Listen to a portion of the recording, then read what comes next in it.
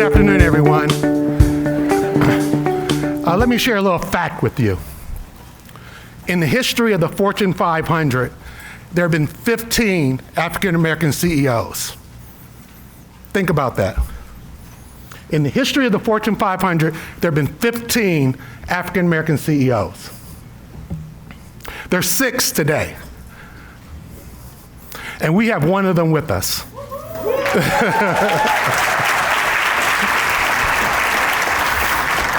This is special for me because I consider Marvin a personal friend. So Marvin Ellison is the Chief Executive Officer and Chairman of the Board for JCPenney's. Now Marvin's been charged with totally reinventing and resurrecting a brand that is one of the most well-known brands in the world. I know Marvin to be a classic operator. He's focused on operations, logistics, cost reduction, brand, employee engagement, and bringing value to shareholders.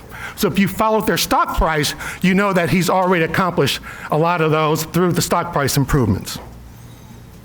Marvin has nearly 30 years in retail, spending 12 years at Home Depot, which is where I met Marvin. So when I first met Marvin, in a company of 350,000 employees, there were 2 African-American SVPs. So when they announced Marvin, I was like, whoa, I got to meet him.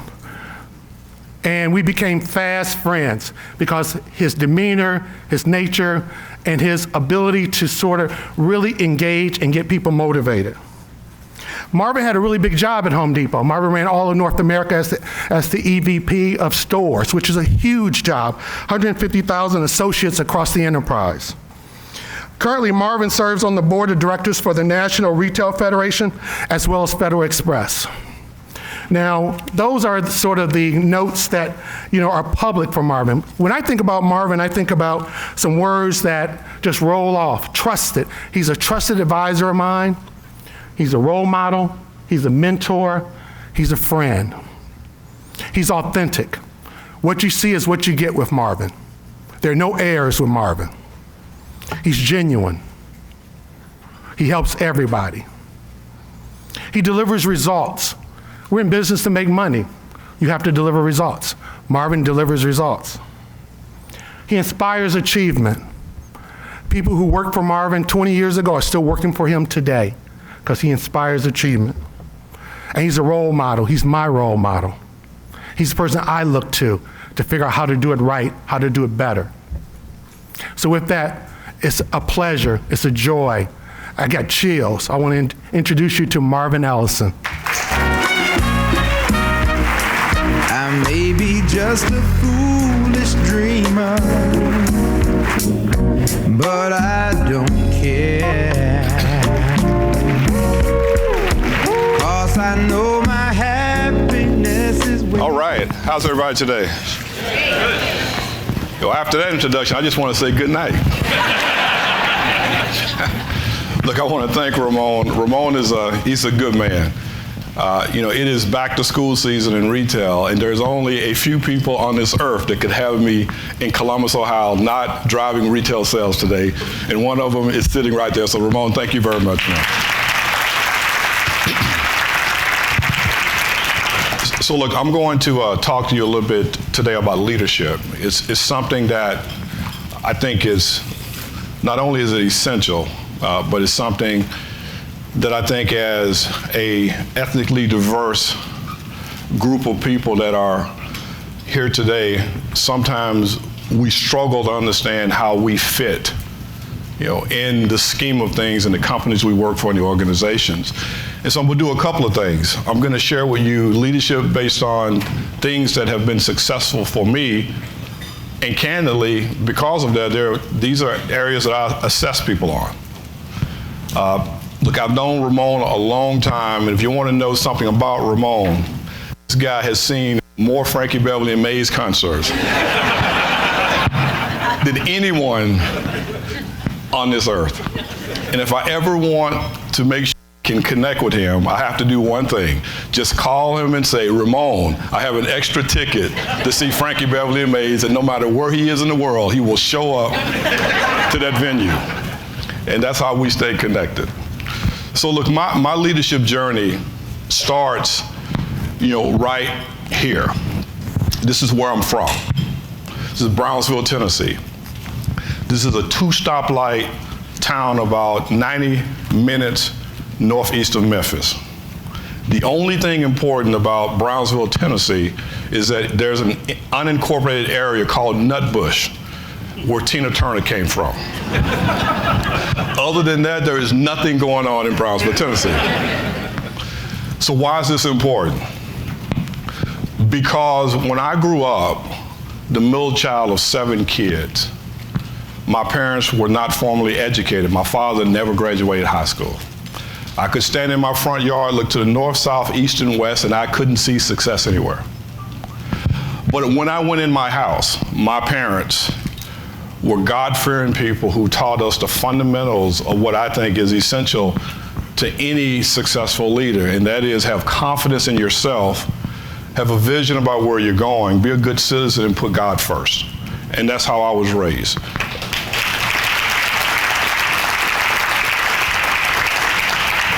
Now, I can be a little politically incorrect, and it's not for any theatrical reasons, it's just who I am, and I think it's important to be plain spoken sometimes. But everything about me starts in this town, and I'll discuss that a little bit more with you later.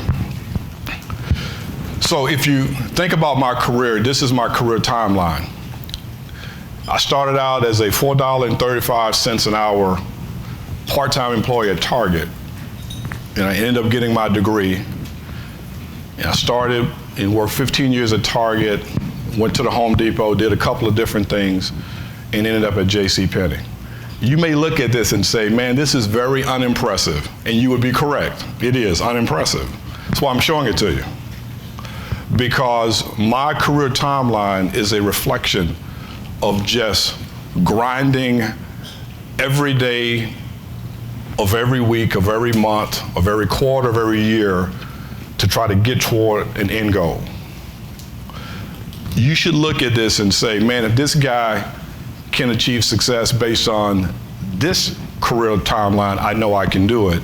And that's the whole point, is that it is no special one way to achieve success. There is no 5 secrets to success. It's all about your personal journey, and this is my personal journey. And it's a personal journey I'm proud of because it allows me to be very conscious of the struggle that I went through to be blessed to be where I am today. And again, we'll talk more about that as we discuss what's important in leadership. So,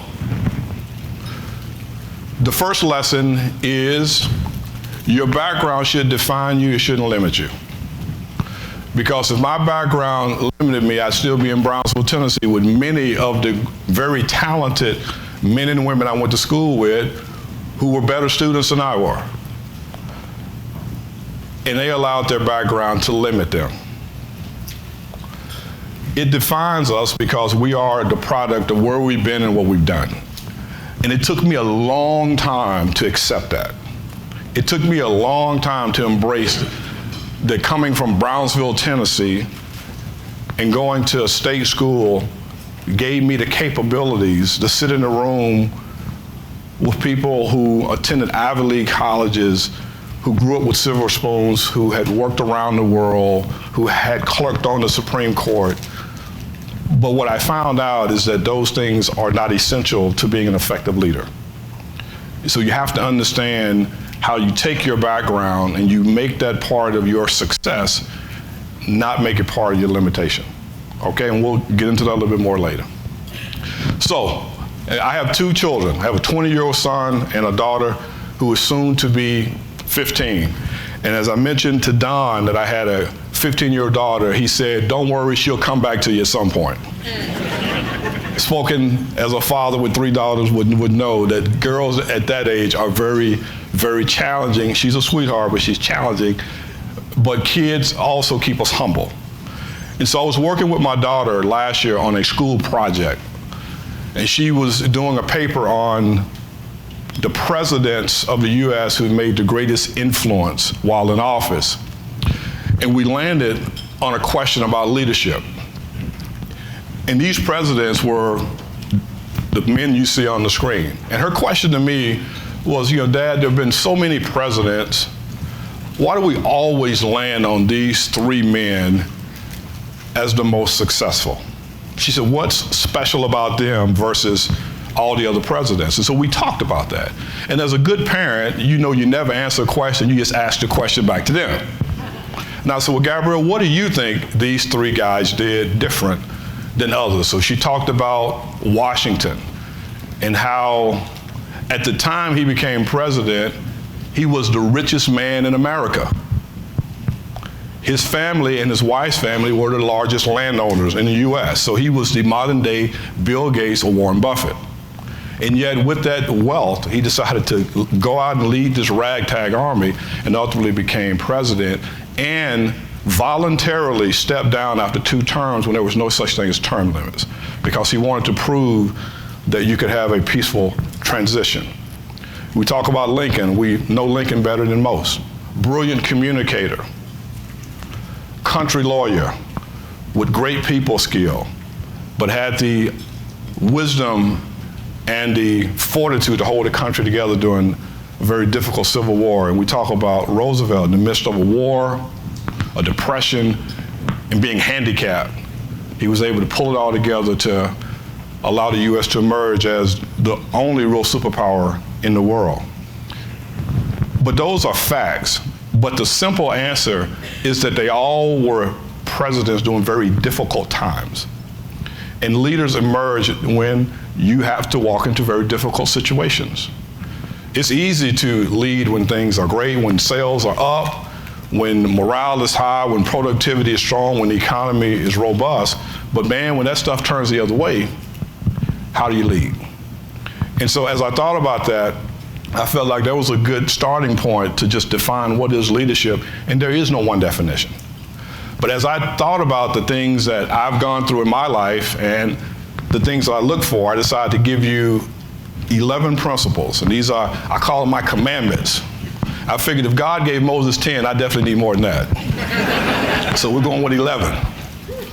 And so I'm going to walk you through my 11 commandments of a leader, and what I will tell you is don't expect to be too impressed. This is very fundamental and very basic, and to me that's the magic of being an effective leader. If you think being an effective leader, you have to be grandiose, overly sophisticated, then you're missing the point.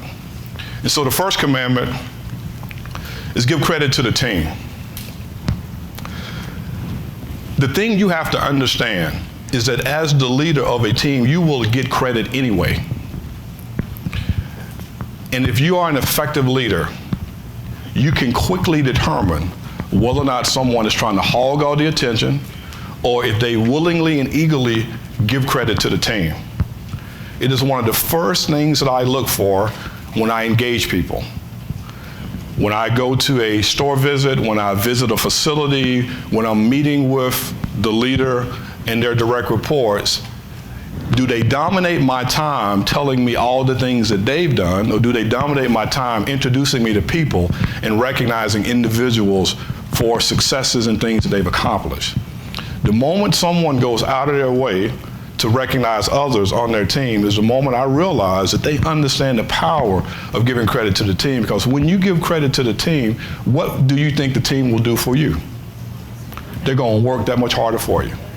But when you take that credit away and you're trying to steal their victory without recognizing them, then they're going to just say, you know what, I don't know if I can work for this person or work as hard for this person. It is a great lesson for me to understand, if leaders truly understand the power of team and understand how you make your team more motivated. And do you understand that if your team is productive as the leader, you will always get credit? So motivate your team, but give credit to the team. That's commandment number 1. Number 2, leaders grow and develop people. I think Jack Welch said that leaders are like gardeners. Wherever they go, people grow.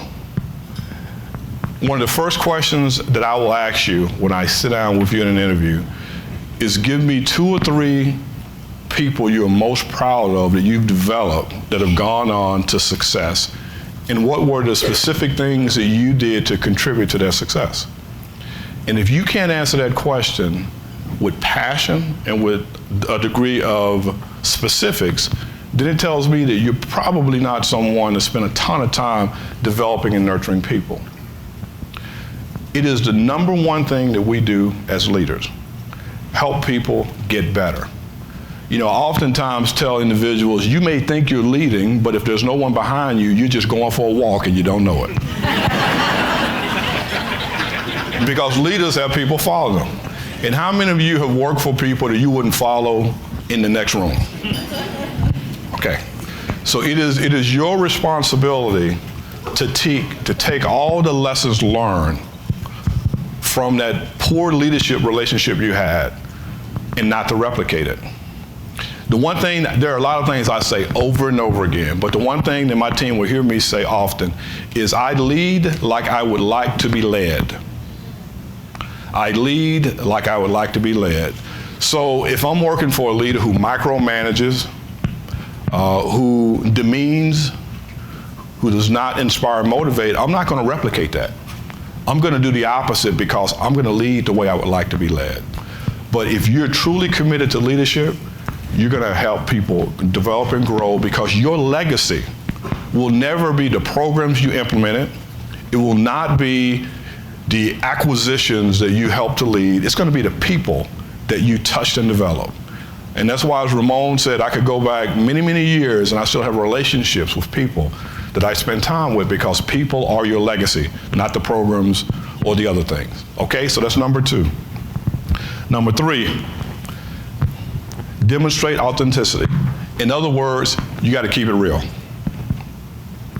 It is so important for leaders to be authentic, and there is nothing worse to me than to work with someone who is not authentic. One of the first meetings that I have when I take a job, and this is going to sound maybe a little unorthodox, is to make sure that I clearly articulate who I am and what I am about. And so I have, before I get there, I have 2 single sisters who are still looking for Mr. Right. And when they ask me for feedback or advice on how do I choose the right guy, what process should I follow, I will tell them, start like you want to finish. And they said, what does that mean? I said, well, if you expect your future husband to open the door for you on year 15 of marriage, make him open it on the first date. You set the standard up front and you start the way you want to finish. So what does it have to do with being authentic? Because if you know who you are and what you stand for, you want to articulate that to your team and to your boss in a very professional way. I remember working for a boss at the Home Depot. This guy worked 7 days a week. He was in the office every Saturday and Sunday like it was Tuesday.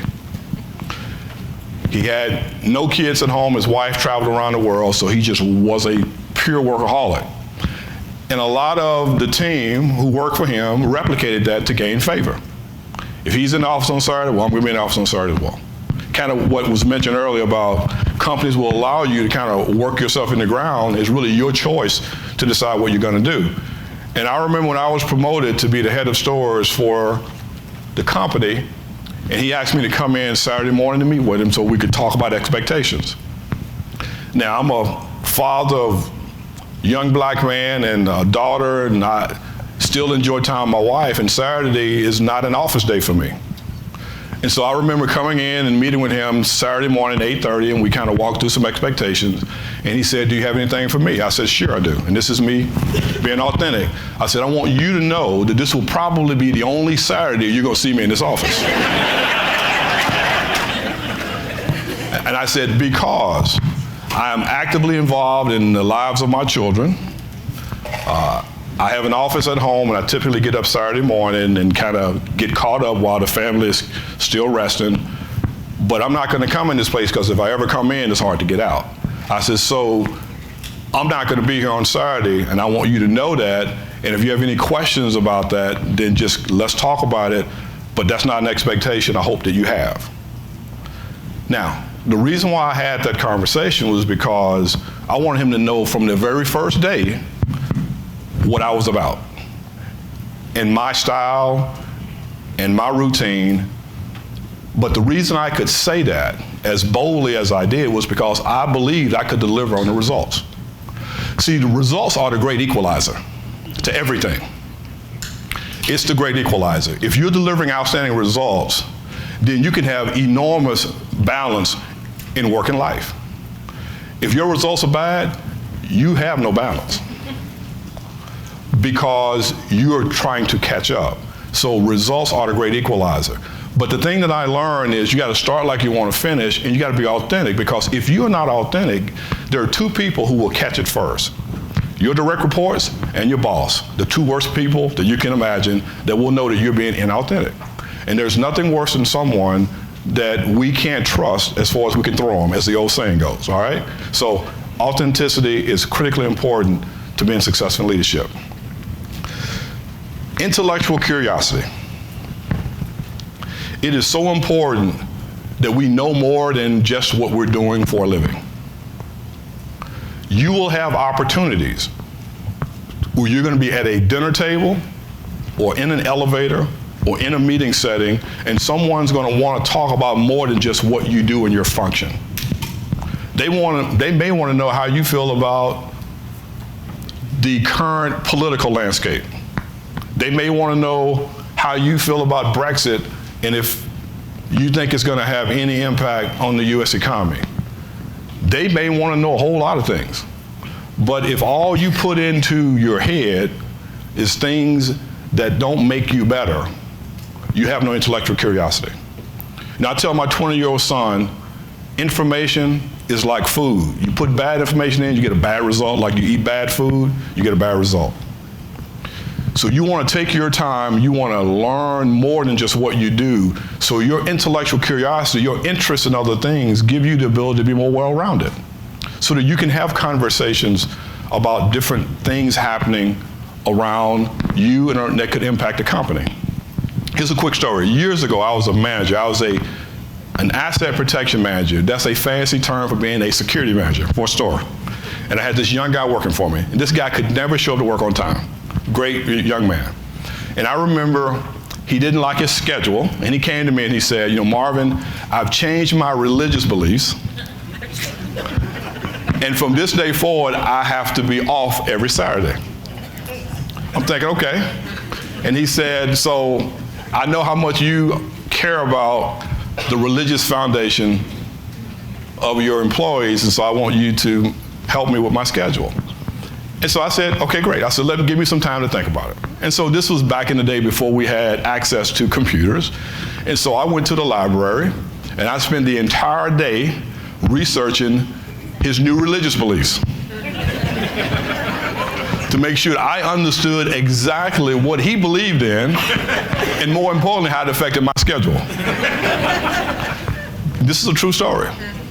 And so I remember Monday, after that conversation, he comes in, and I sit down with him, and I said, well, look, I've spent some time over the weekend researching your new religious beliefs, and we spent 30 minutes talking about it. Would you believe that I ran into this young man about 2 years ago, and he reminded me of the conversation? Because he said the fact that I was interested enough in his faith, that I took personal time to understand it, that it meant more to him than anything. And from that point on, he said he's always learned to take an interest in the people that he worked with and who work for him beyond just what they do in the office. I've always been intellectually curious, and I wanted to understand what was important to him, not only so I could represent it fairly, but so I could be informed about it. You have to be intellectually curious.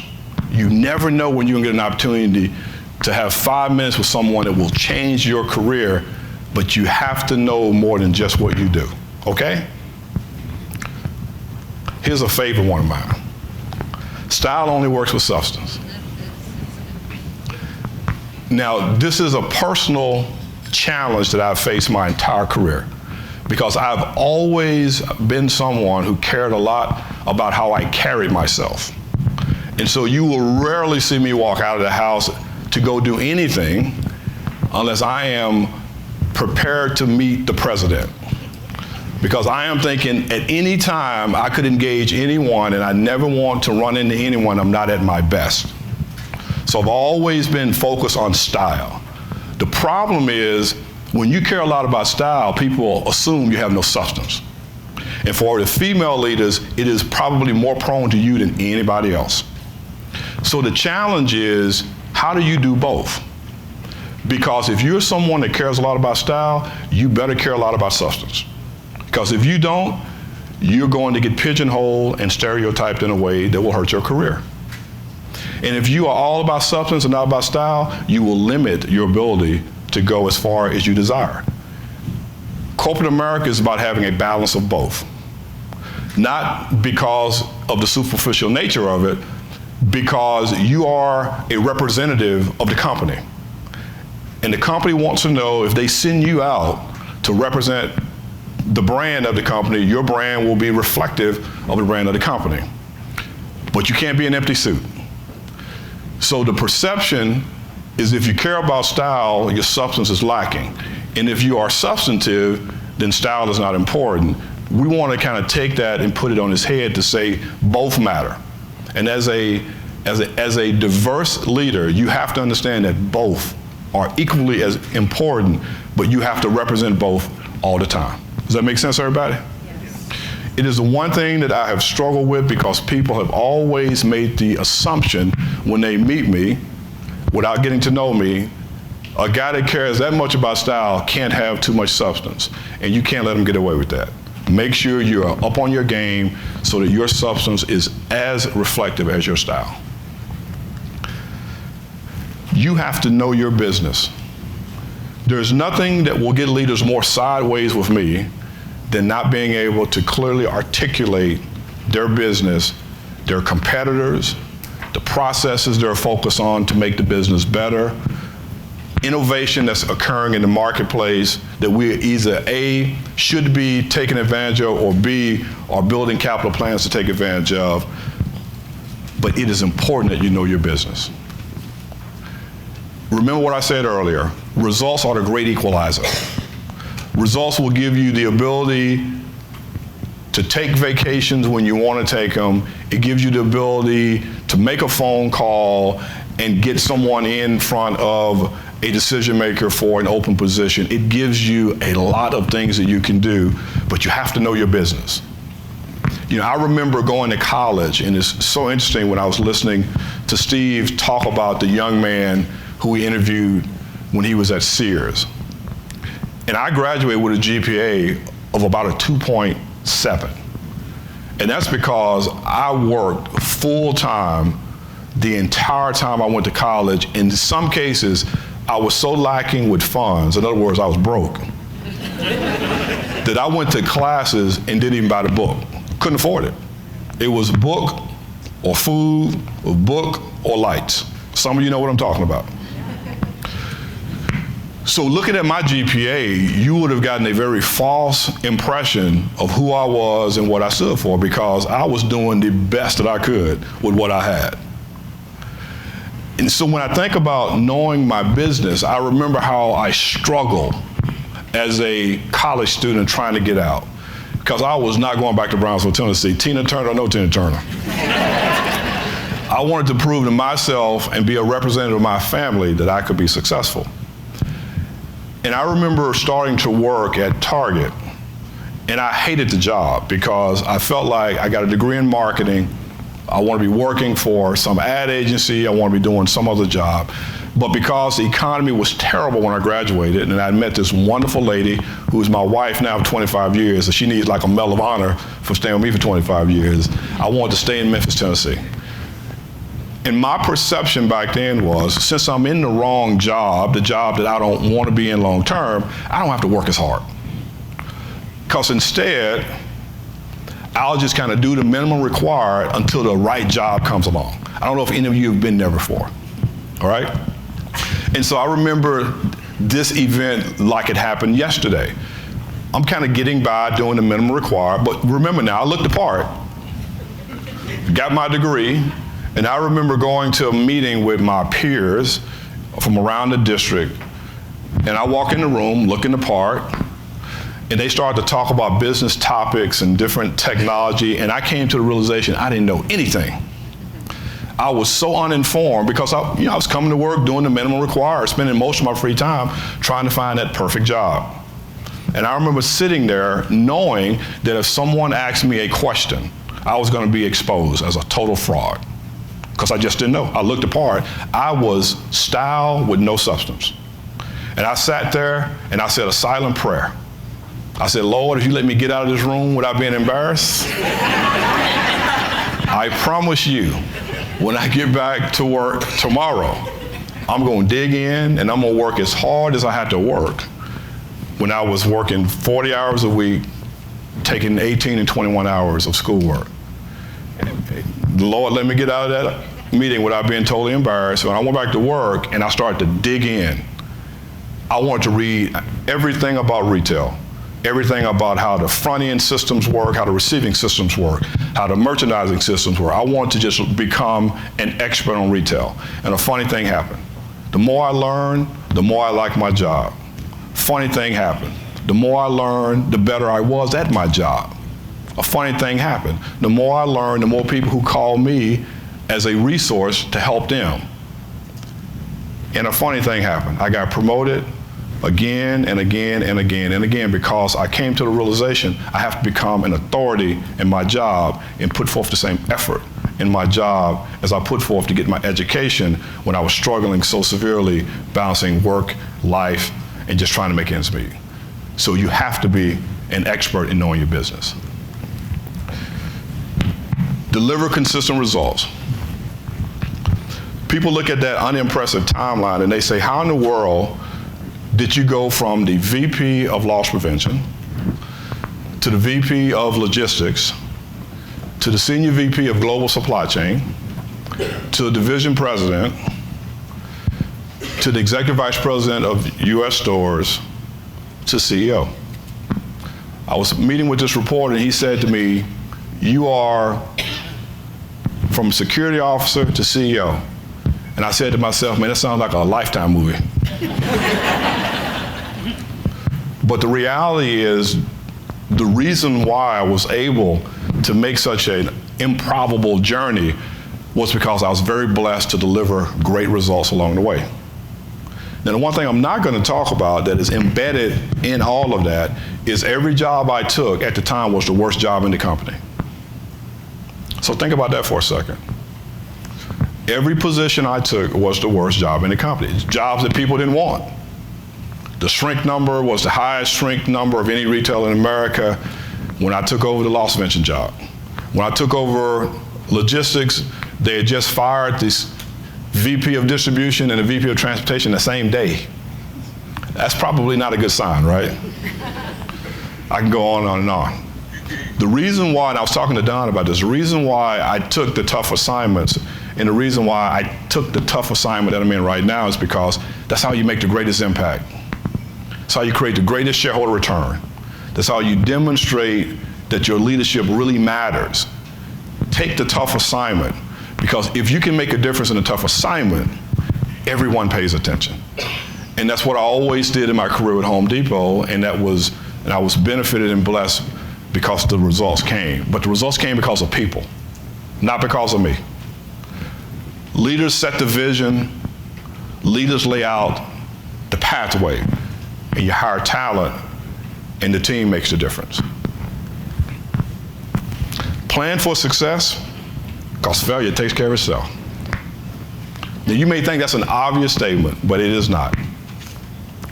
How often do we go into a project or an initiative already thinking about failure and not really building a pathway for success?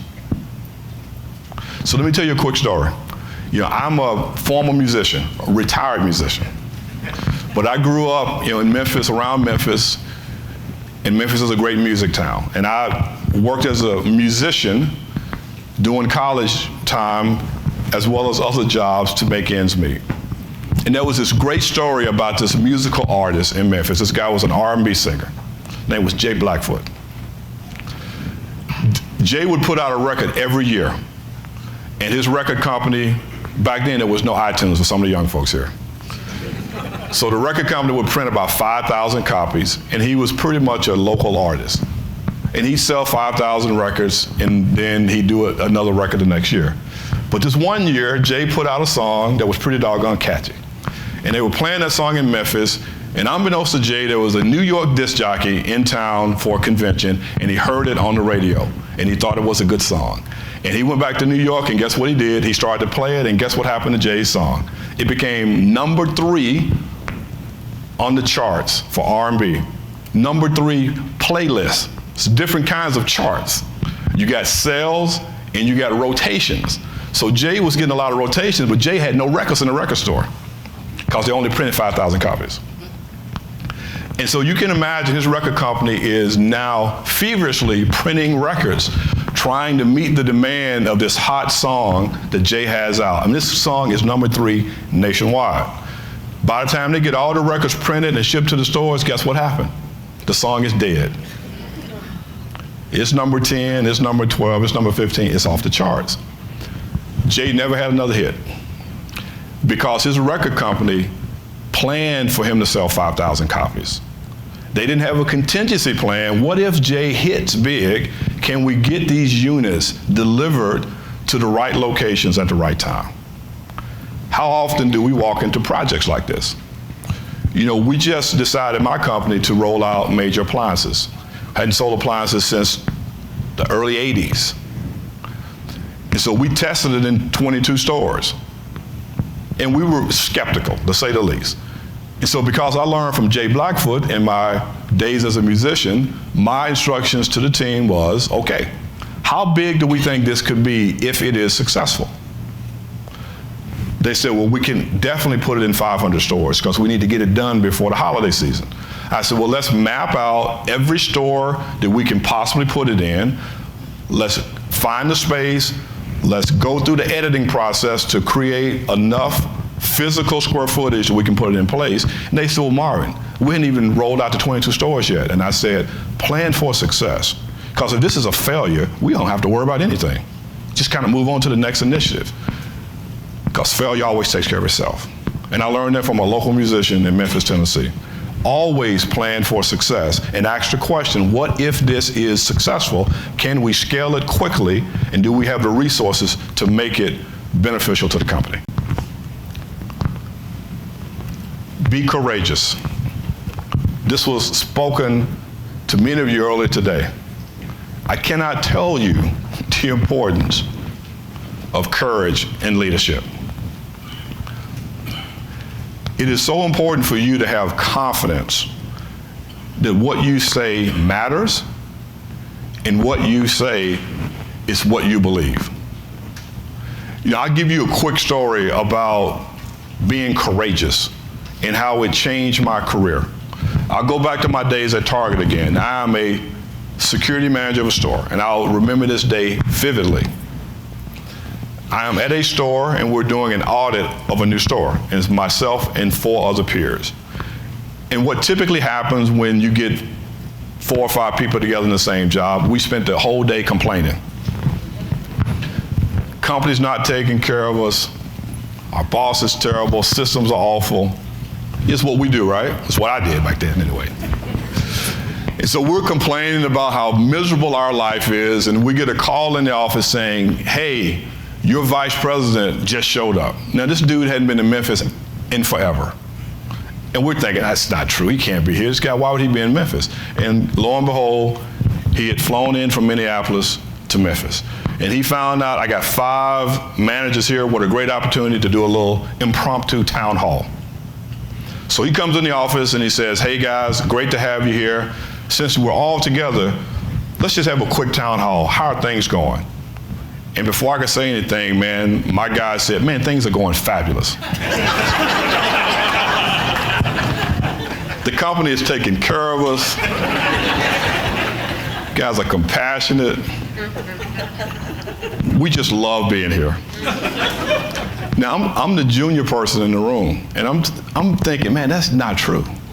I mean, we got a lot of problems. But I figured maybe these guys have better political skills than me, so I'll just kind of stay in the background, and maybe I can learn something. And they kept pouring it on. I don't know, we don't know what we do without the company. Guys are just making our lives wonderful. And he said, well, is there anything I can do to help? no, man, we're great. Then I said, you know what, I can't take any more of this. So I said, there is one thing. He said, sure. I said, we have this new system that we put in place to accept checks. I said, it has been very detrimental to customer service. He said, well, give me some specifics. So if you're going to be courageous, have some facts. I said, well, let me give you this one example. He said, well, I need more than one. If you're going to be courageous, have more than one fact. So I gave him more. He said, okay, what do you recommend we should do? If you're going to be courageous, have a recommendation on how you solve the problem. As Don will tell you, as Ramon will tell you, not only do we want to know what is wrong, we'd love to know how to fix it. What's your recommendation? And so I'm engaging in this conversation. So he picks up the phone, this is a true story, makes a phone call. He hangs up and said, well, we've cut that system off. He said, it was actually a pilot. And he said, what is interesting is that I've been out visiting stores all week, and you're the first person that had enough courage to tell me how bad the system was. And so he said, I want to thank you for that. And I said to him, you know what, I'd love to know the genius who developed this system. And he said, that genius will be me. The next rule is don't go too far. So of course, after this dialogue, my other colleagues, they start to unload with problems because now they're trying to jump on the bandwagon. It's too late. He says to me, what store do you work at? Because before I fly back to the corporate office, I want to come and visit you. And I told him, I work in Whitehaven. If you know anything about Memphis, that's the hood. So I said, come on to the hood, that's where I'm at. And so he came out later that day and he spent time with me in the store. And in that store, I did exactly what Steve talked about. I had a chance to tell him my story. And I talked about my story and who I was. He wanted to know about the political scene in Memphis. I could talk about that too. He wanted to know about the economics, the demographics. I knew more about that than my store manager did because I was prepared. I never knew when I was going to meet somebody who could make a difference in my career, but I was ready for him. And so we shook hands and he said, nice to meet you, you're going to have a great career here, and that was a fleeting moment. A month later, I received an invitation to come to Minneapolis to be on a diversity committee, company committee. I was one of a few people, and the gentleman who is here with me today is where I met him, was at that meeting.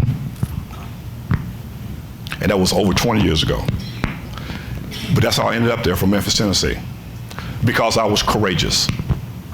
Didn't take the company line, didn't take the political track. I felt it was too important to the business to just kind of go along to get along. And if I would not have been courageous, the question is, where would my career have gone? Because from that, I ended up working at the corporate office based on that relationship with the person I met.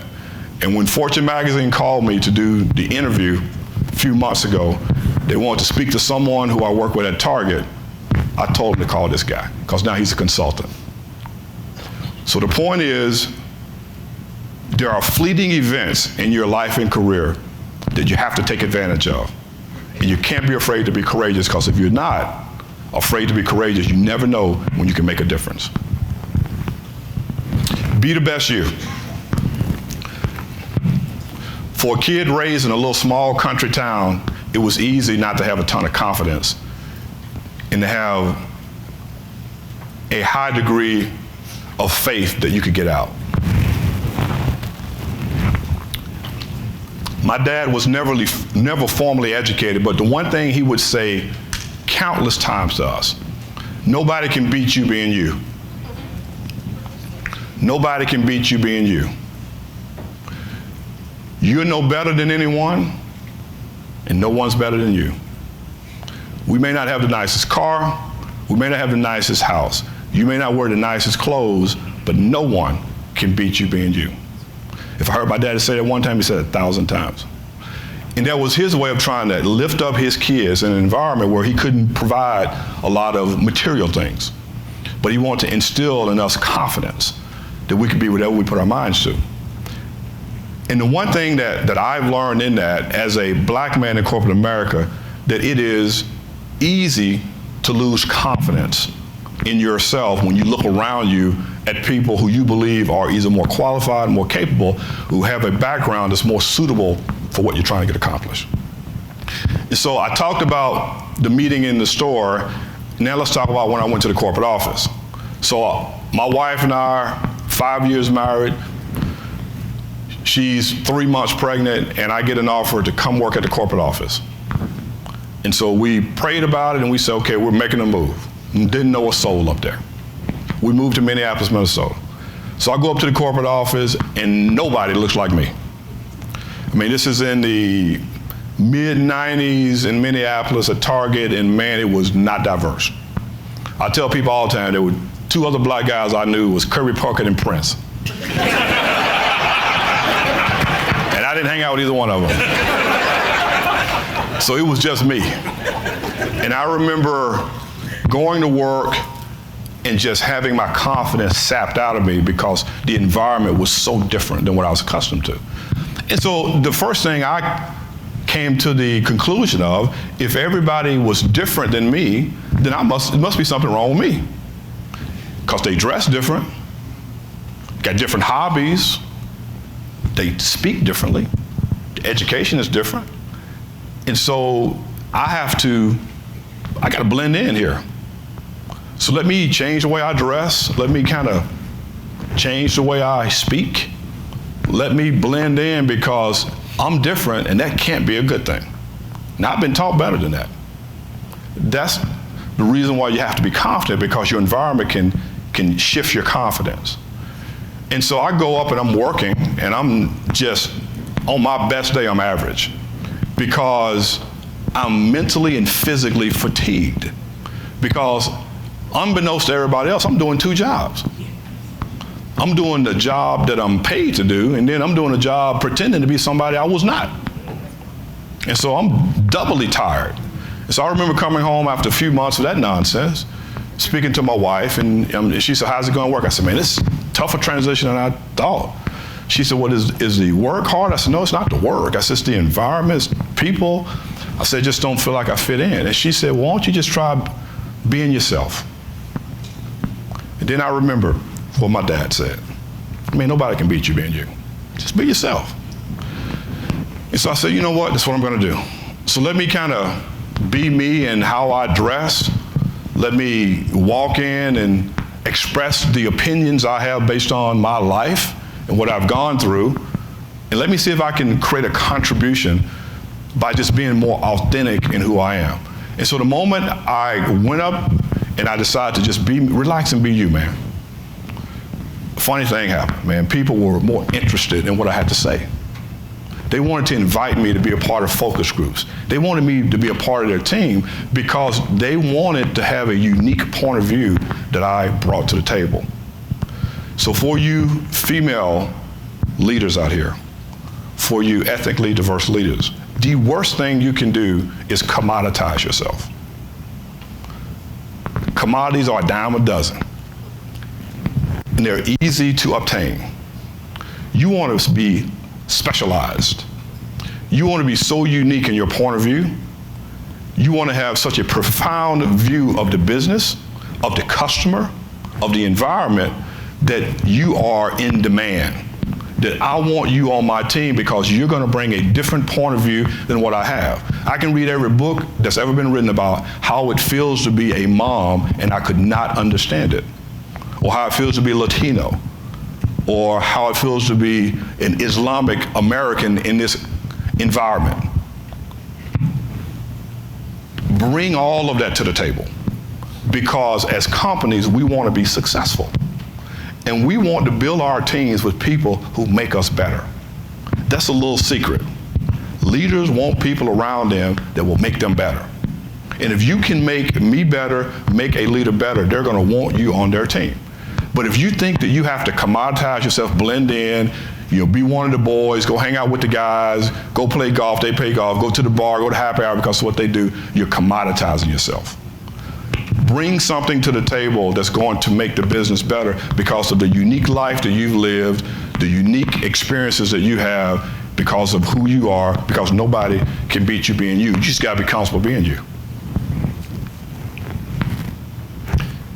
And the last thing, keep things simple. If you don't remember anything I say, remember this one line. A simple plan does not make you a simple leader. A simple plan does not make you a simple leader.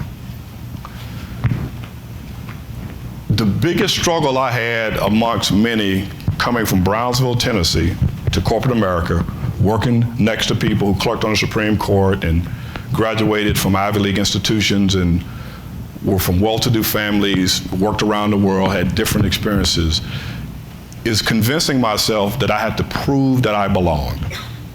And so, in my view of proving I belong, it meant that I had to demonstrate that I had intellectual capacity. In other words, I just confused the heck out of everything. Everything had to be a standard deviation. If you want one page, I'm gonna give you 7 spreadsheets, pivot tables. We're gonna make this so complex, you're gonna know how smart I am. When I open my mouth up, you're gonna be so impressed with what I'm gonna say. It may not make any sense, but it's gonna be real impressive because I wanna show you, man, I am educated, I'm well-read, I deserve to be here. I am as smart as you are, I'm as capable, I have as much as you have, if not more, and I'm gonna prove that to you in 500 words or less. And all the while, the magic to success in business is how simple can you make it. You show me a great company with sustained success over a period of time, and I'll show you a simple strategy. You name the company. I'll show you a company who's been successful, who's fallen off, and who's regained their success, and I'll show you a company that regained a simple strategy. Can you say Walmart? Simplicity works. It was the toughest thing for me because the chip on my shoulder was to prove that I was smart, to prove that I was intellectual, to prove that I was complex, to prove that I was multifaceted. And the reality is, simple works. So what you have to do is drill it down to the simplest common denominators. And one of the best books that I've read is Jim Collins' Good to Great. I mean, I walked into JCPenney in the midst of a massive turnaround. Everything that you can imagine wrong with a business was wrong when I got there. I remember coming in for my transition to be CEO over the 8 months, and I sat through all these meetings, and I remember sitting in the back, writing down number of projects. I got to 150 projects that we were operating as a company. I stopped counting. Now I remember a time I would have tried to take them all on to prove that I was smart enough and capable enough to manage this complex amount of operating processes. But instead I realized, man, this is a doomsday mission. And it just reminded me of something that I remember when I was a kid growing up in Brownsville. I remember one summer day, we were out with a bunch of our friends, and we decided to go to the local pond and go swimming, knowing that that was not the right thing to do. Now I remember when we showed up, this one kid was out in the water, and he was drowning. And the other kid, and when you're drowning, he is welling and kicking and screaming, he is out of control. So one of the most experienced swimmers jumped in to rescue him. And he was so out of control, he almost pulled the experienced swimmer down with him. And as I think about that, you know what I think about? Businesses that are in trouble. When an organization is in trouble, the first instinct is, we gotta do more. And the more you do, guess what happens? The faster you sink. And the faster you sink, the more you do. It's the equivalent of that kid drowning in the pond. You take a step back, you ask the question, what really matters? And what Jim Collins talked about is the 3 things. What are you passionate about? What can you be best in the world at, and what drives your economic engine? He talked about the fox and the hedgehog, how the fox is impressive, fleet of foot, but easily distracted. If you ever watched a fox on time-lapse video, they're all over the place, but they look good doing it. But the hedgehog does one thing better than any animal in the wilderness, just one. So do you understand what your core belief is as a company. And my goal as the CEO was we're going to narrow these 140 projects down to 3 things that we're going to stand for. That's how you keep it simple. And I'll challenge you as ethically diverse leaders, don't get caught in the same trap that I got caught in, thinking that I'm going to prove to you my intellectual capacity by how much I can take on. Because at the end of the day, results matter. Not how complicated you can make things, but how you can take the complex and make it simple. How you can break it down into small chunks so that everyone understands what to do. And I'll give you one last point on this. When I arrived at JCPenney, my first day as CEO, I took my team to an offsite. These are the direct reports of the CEO, and I gave them a pop quiz. It's a true story. I said, take out a sheet of paper, don't write your name at the top because you're not going to want to be identified with the answers you're going to give. And I'm going to ask you 5 questions I want everybody to answer. First question, what's the mission statement of the company? Second question, describe the core customer. Third question, list the competitors in order of importance, 1, 2, and 3. Fourth question, what are the 3 metrics that matter most to the company, and what do you look at daily and weekly to determine if you're meeting them? And the last question, bonus question, what's the purpose of JCPenney? They turned them all in. I went through and read them out loud, each question. You can imagine that was not a good environment. When I tallied it up, we were about 40% aligned. And as I said to the group, if we were playing Major League Baseball, we'd be in the Hall of Fame batting 400. But in business, we're all headed to the unemployment line because we're 60% wrong. So how can the leaders of an organization, a Fortune 500 organization, be 40% aligned on such fundamental questions as the mission statement and the customer and the competitor? Happens all the time. And I'll challenge some of you with direct reports. Go back and make your own quiz up. If you think that's heresy that happened, go try it for yourself. Come up with your own 5 questions and give your team a pop quiz. See how aligned you are around the things that matter most within your function. And you'll be surprised at how there's a lack of alignment that exists in any organization unless you're communicating the message on a consistent basis and you're keeping it simple. Because you don't keep it simple, people won't keep it, okay? Well, team, as I summarize it, these are the things I've lived by. These are the things I assess people on. When I engage people, I'm going in my head through these 11 things, trying to understand where they fall. It is important for me to share with you what has enabled me to be successful. I give God all the grace for His health and strength and wisdom and the support that I've been given to be the person I am. I give my parents all of the recognition for raising 7 kids in a tough economic environment. But leaders are developed, they're not born. We all can get better. Every day I'm trying to learn something new, and I always go home in the end of the day asking the question, how did I get better today? It never stops. It is a continuous process because remember, in business, you're moving forward or you're going backwards. Ain't no standing still. The world we live in is too dynamic. And so we're always learning. These are just 11 things that are not static, but they're just 11 things that have enabled me to be successful in my life, okay? So with that, I thank y'all very much, okay?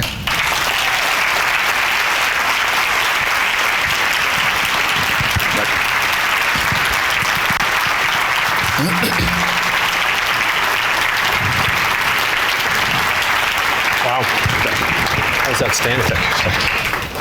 How many of you guys have read Good to Great? It's absolutely an amazing book. I got to tell you, the next book's got to be written right by you. That's it's amazing. Smart. I got a couple questions that'll come off sideways, but then I want to throw it open to the group because, to be honest, I think the questions out of the group would be terrific. Sure. I'm going to do one from a personal reflection, and then I want to ask kind of a tactical question. So I'm actually one of the people that would look exactly like everyone else in Minneapolis. Yeah. Probably really identical when you get right down to it. And it literally breaks my heart to hear that somehow environments are created that sap your energy, because I completely get it. I see it, and you know, we always say, you know, bring your whole self to work or something like that, but flip the coin. What do I need to do, or what do your leaders or your managers need to do to prevent that from happening? Because I need your whole self. I need every bit of you, and I'm losing that. It's a great question, and I would say just make the environment safe for people to be who they are, and reward them.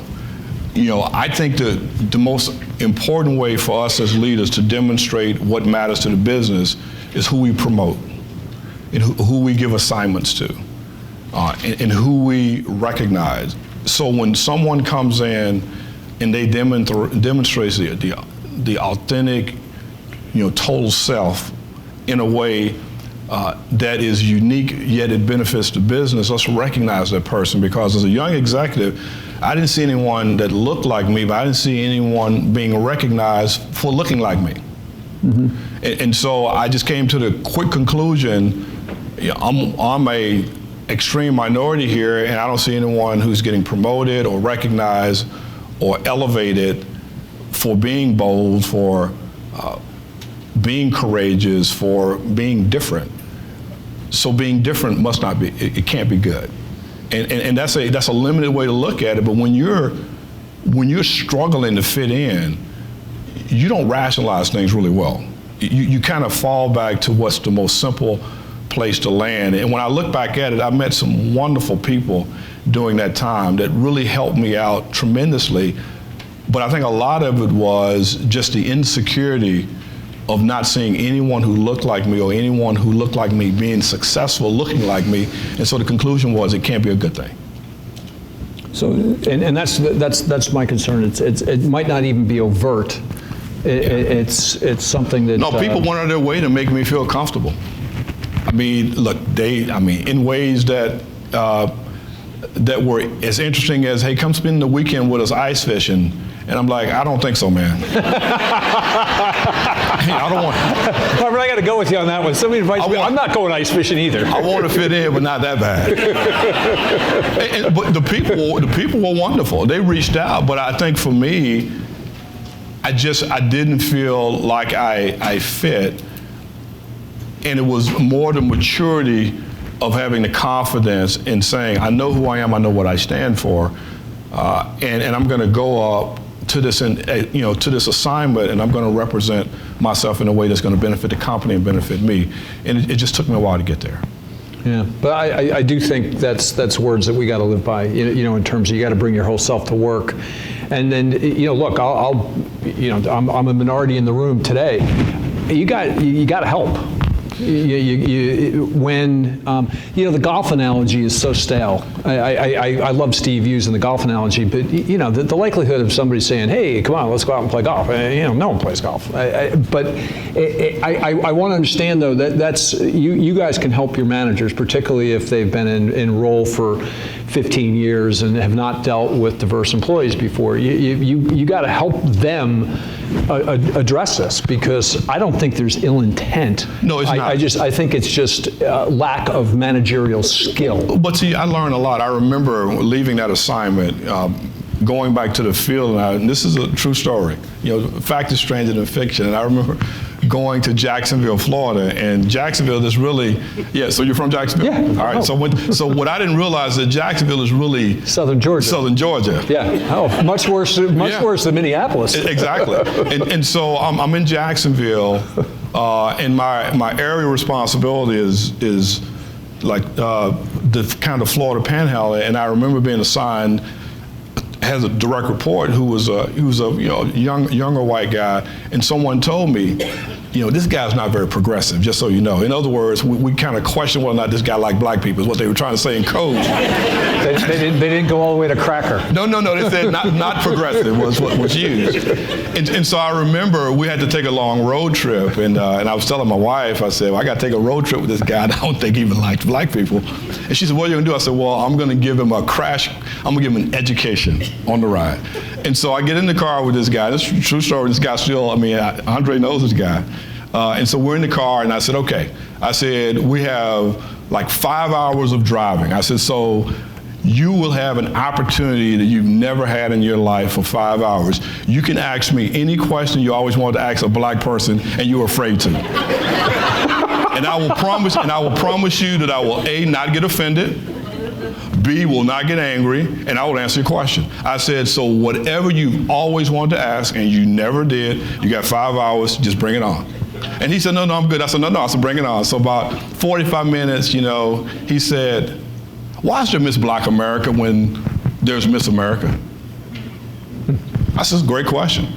And so I said, so how long has Miss America pageant been in existence? So we discussed, I said, how many Miss Black representatives? At the time, there only been one. I said, so one within a 50-year reign kind of tells you the ratio ain't working in your favor. And if you think your female population is beautiful as well, so how do you demonstrate that to young girls, to the community, so you create your own? And then we went on, he said, okay, he said, I got that. He said, why is there black entertainment television?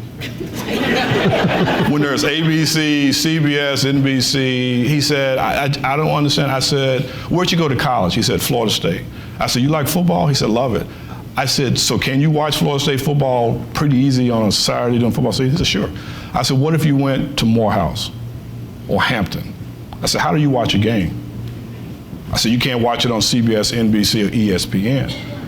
I said, so when you have a passion for something like programming where you want a family that looks like you in a sitcom, where you want music that sounds like the music you play in your house, or sports that is reflective of your culture and where you're from, where would you suggest the culture go? Yeah. But what happened is, as we went, as he asked the question, why is there Black Enterprise magazine? Great questions. And I said, how many blacks have been on the cover of Time magazine? Us magazine people. I said, so does that mean that we have no entertainers?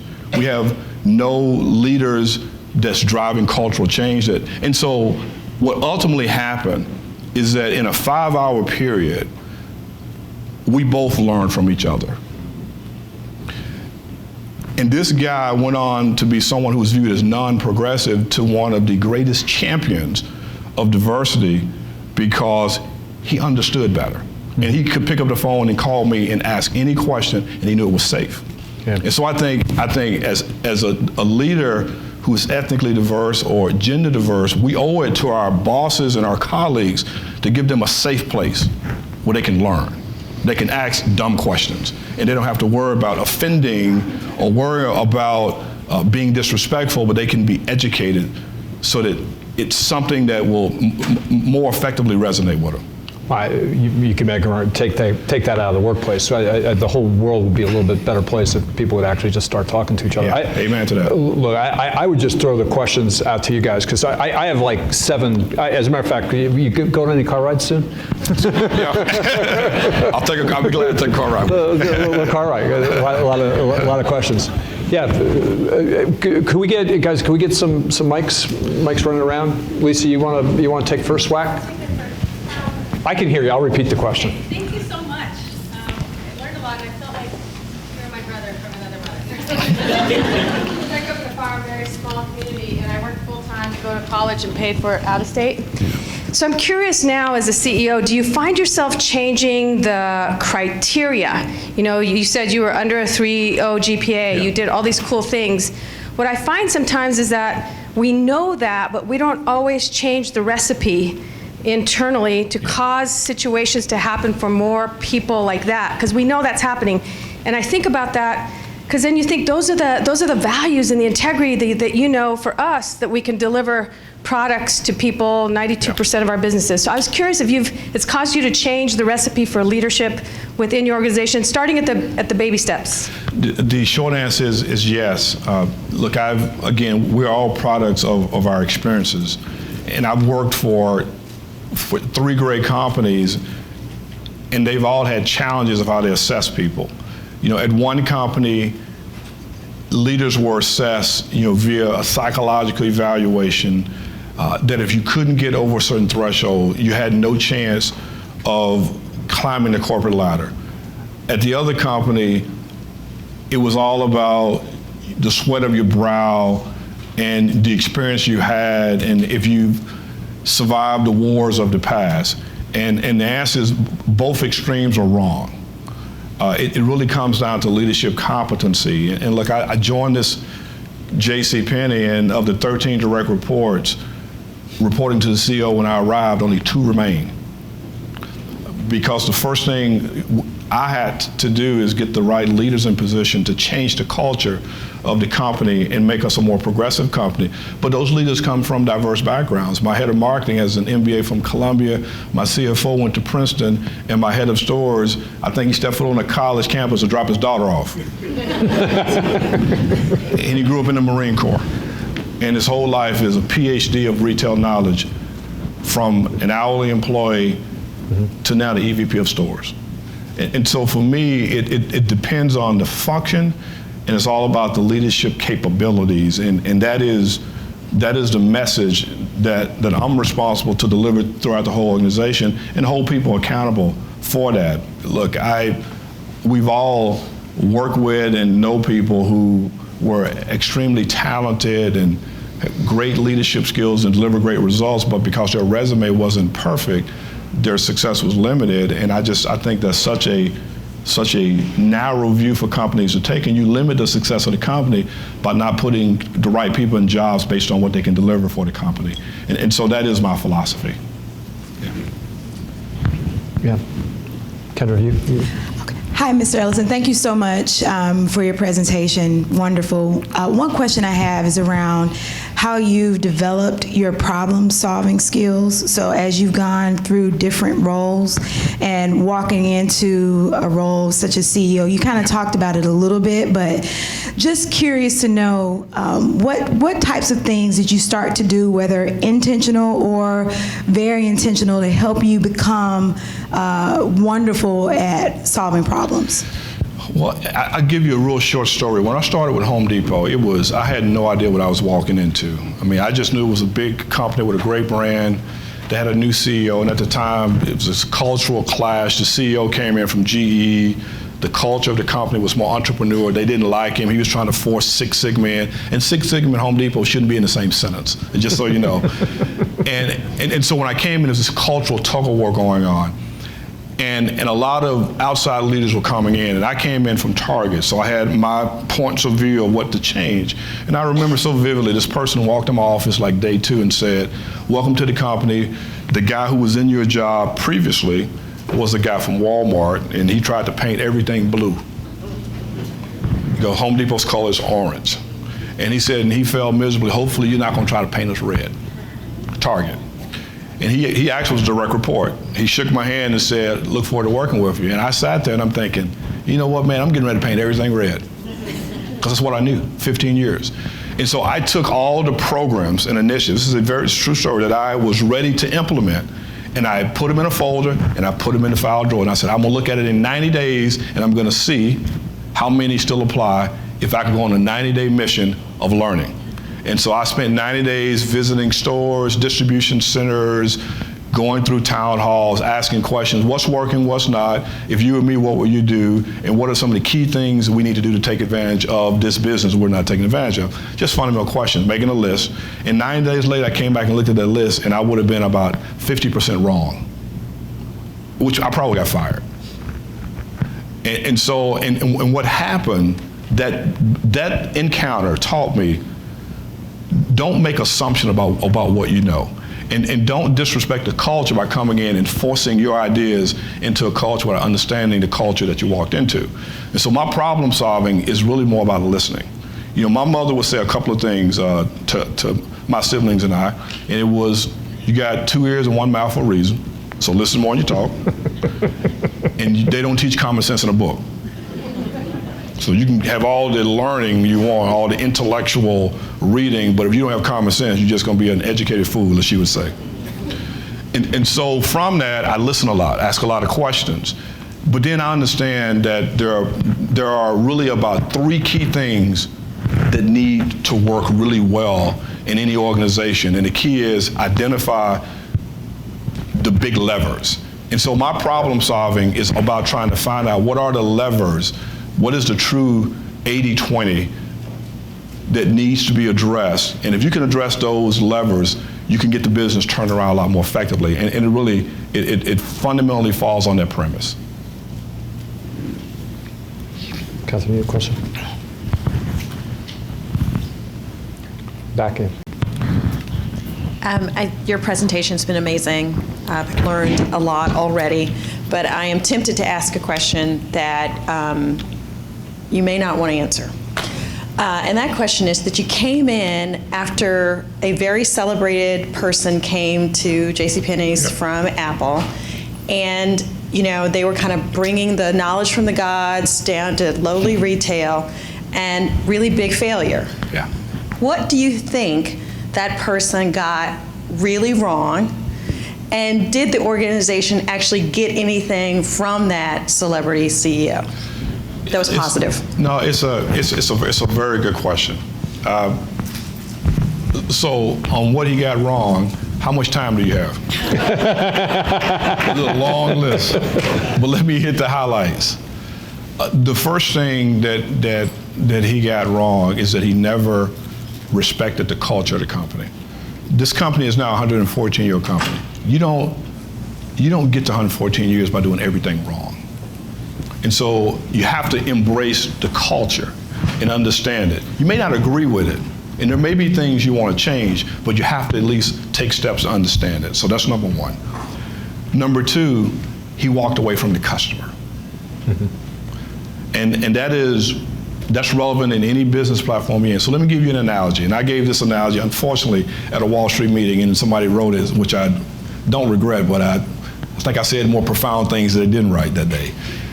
When someone asked me a similar question, I said, well, let me give you this analogy. I said, let's go back to high school. And let's say I've been dating this girl for 3 years. She's been my girlfriend, and now it's time to go to the prom. And I decide, you know what? She ain't good enough anymore. I'm making a run to the homecoming queen. And I'm going to say to my girlfriend of 3 years, you know what? You're a nice girl, but you're not good enough anymore. The homecoming queen is who I'm going after. And I make a big play for the homecoming queen, and she looks at me and say, not interested. And I go to the prom stag because my old girlfriend says, you left me behind, I'm not coming back. And the new girl said, not interested anyway.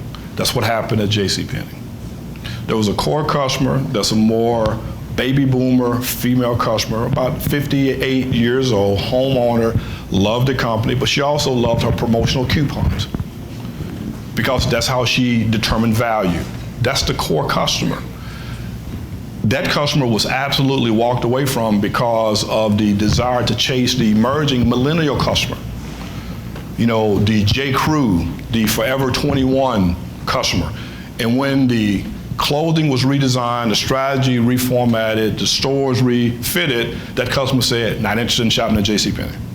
Not my place. I'm not shopping at my grandma's store. And when we tried to go back to the baby boomer said, hey, we're sorry, we were just kidding. She said, I've moved on.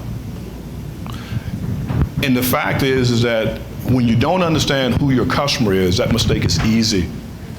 And that trap is easy to fall into. Because the mission statement for the company was to be America's favorite department store. Think about executing that strategy. To be America, so what demographic is that? It's everybody. How do you serve everybody? You can't. You have to be very specific on who you're going to serve and how you're going to serve them. And so I think the culture piece, I think not understanding the culture, I think walking away from the customer, and I think not having an operational process around how you deliver on the business changes. I think it makes tons of sense to go away from traditional cash registers to mobile checkout. It's only a slight problem. It's not Apple. Apple has one door in, one way out, one way in. It's about 10,000 square feet, not 200,000. Not multiple doors, not products that need big bags, small bags. So there was a lot of vision that didn't have any process behind it, and it just kind of never really made it off the meeting room board to an effective process. But there were so many other things. But at the end of the day, those things, I think, were the key catalyst of the strategy not working. And as far as what was done that was beneficial, there was a lot of capital spent on improving the store. It was done rather erroneously, but at least it cleaned the stores up. And so visually, the stores look better today than they did before he arrived, but my daughter could have allocated the capital more effectively because of the rate of return and the hurdle rate set were done so poorly. A calculator was not in the room, I'll put it that way. So, but again, it's all recoverable. The one thing that I researched before joining the company, I did a lot of research, but the one research was, is there another public company that I can find that lost a third of their revenue and it wasn't driven by an economic downturn, disruptive technology, or a new competitor in their space? And the answer is no, I couldn't find one. What happened to JCPenney was poor leadership, 100%. And so if poor leadership can bring the company down, then the hope is that better leadership can bring it back up. And that's what we're trying to do. Yeah, remember he just gave you the list of questions, guys, and that's unbelievable discipline that hopefully you'll have many opportunities to walk into challenges. Just pull out his questions. I mean, same thing in medical that I talked to 5 years. Other questions? Yeah. Hi, Mr. Ellison. My name is LaShondra Baker, and I actually love JCPenney women's tall collection because the pants actually fit me, like floods every day. So thank you very much for that. I cannot believe I called on LaShondra. Yes, that was my first comment, but I actually have a question.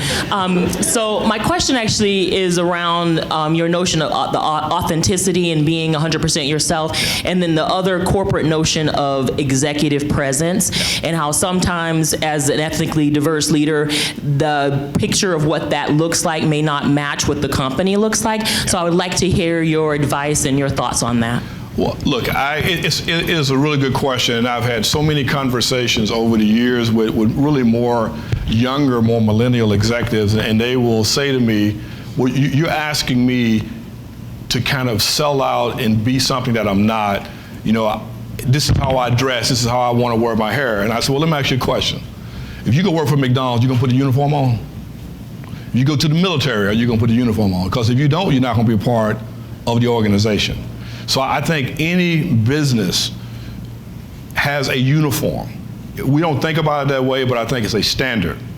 What I would recommend to all of us, regardless if you are an ethnically diverse leader or otherwise, is that it is important to elevate yourself, to come to work every day looking like you're in the next job. So think about that for a second. Don't come to work in your job. You come to work projecting yourself in the next job. Because what I've always done, and my dad taught me this, if you go into an interview at a construction site, wear your boots and take a hard hat with you, because you're going to tell the interviewer, I'm ready to start working today. I got my hard hat with me, I got my boots on, put me to work right now. If you come to an office, a corporate environment, and you're in an environment where you're going to interact with leaders of different levels, of different influence, you want to come in at your best every day. Because you never know when you're going to come across someone. I'll never forget at Target, I was a manager, just a manager of a function. My vice president was traveling. We were going through the capital allocation process, and I'm sitting in my cubicle, luxury cubicle, but it was a cubicle, and I'm doing what I do. And I get a phone call from the president of the company's office saying, the president wants to see you. He has a question about the capital that's been submitted, and your VP is out, and he needs an answer right now. And I just thought to myself, man, what if I'd have rolled out of bed today, throw something on, would have been unprepared, but I had arrived at work, man, like I was ready to meet the president. And luckily for me, I met the president that day. And I went up and I was informed on the capital, and we talked about it. So for me, and look, I'm a little traditional. I'll be the first one to admit that. But I do think it's important that when you come to work, you want to project an image of professionalism, you want to project an image of preparedness, but you also want to be authentic to who you are. Look, I got JCPenney jacket and pants on with Gucci shoes.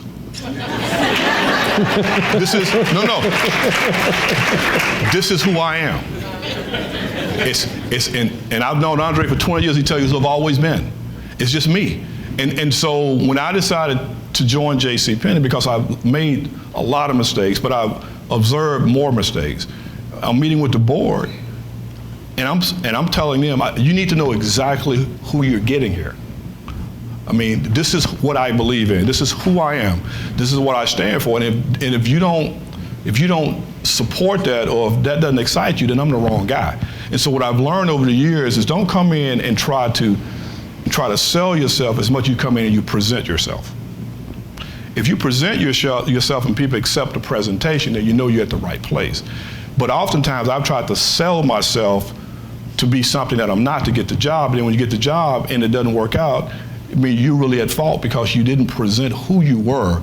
You presented an image in order for you to get the job. And those are just mistakes I've learned over the years. But I would say present yourself well, be true to who you are, what fashion that you like that best fits your style and who you are, but do it in a way that's professional and that your boss or your boss's boss could look at you and say, I could see her or him representing us at any part of this company, at any function, because I know they're going to be ready for it. Okay, yes, ma'am. Last question. Hello, Marvin. My name is Shay Smith, and very inspirational message you said today, so thank you. I read an article in Forbes about how you increased male shoes at JCPenney's. Can you share that story on how you did that? Because you talked about being courageous. And I have a second question, which I asked our CEO of our company about a couple of weeks ago. You know, how do you know, or your activities that are conducted in each of your stores, how do you know that they're aligned with your core values? Great. So repeat the first part of the question. Shoes. The article in Forbes magazine about how you increase male shoes. Moving away from the women's. It's the most strategic move I made, man. Moving men's shoes away from women's shoes. We were just so tangled up in how we were viewing the customers that we believed and convinced ourselves that we could merchandise women's and men's shoes in the same place.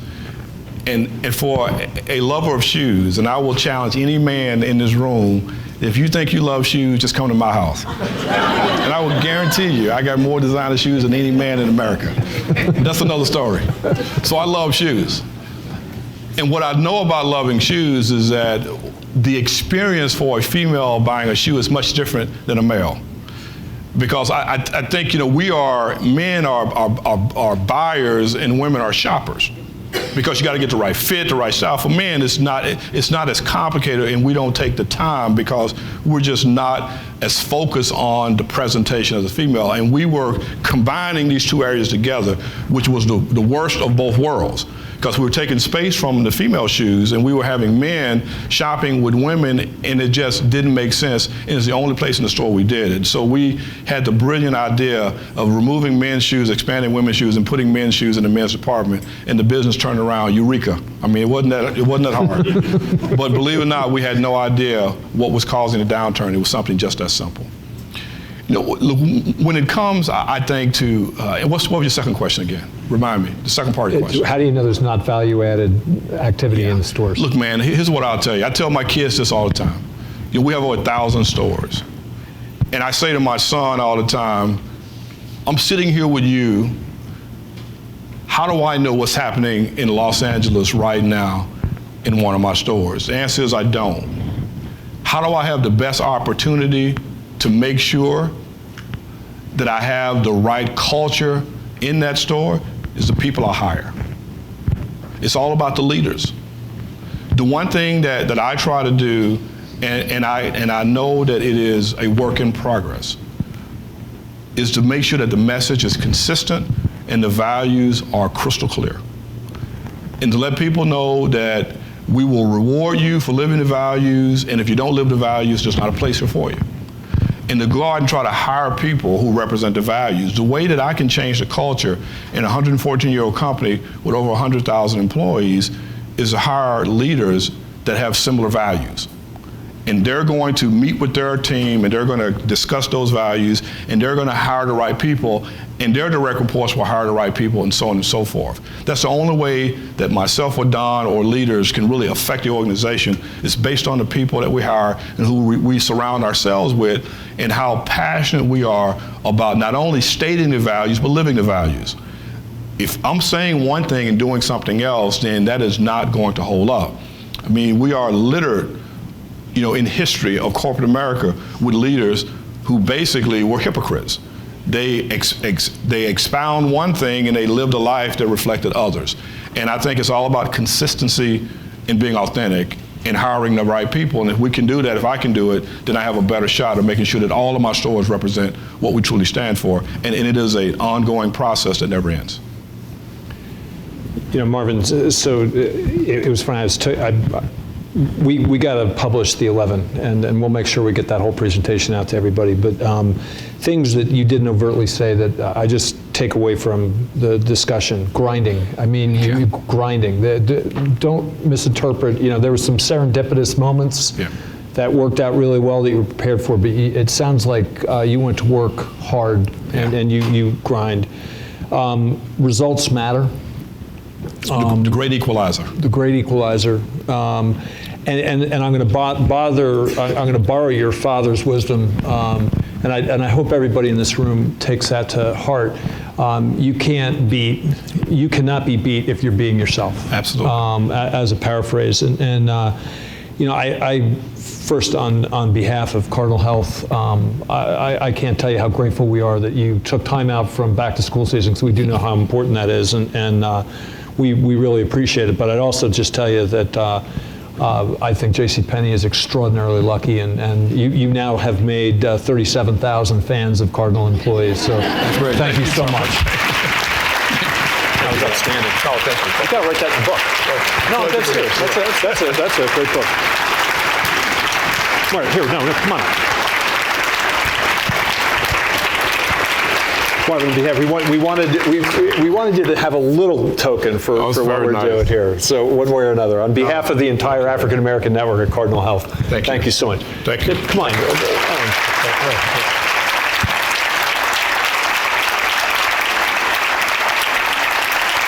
All right.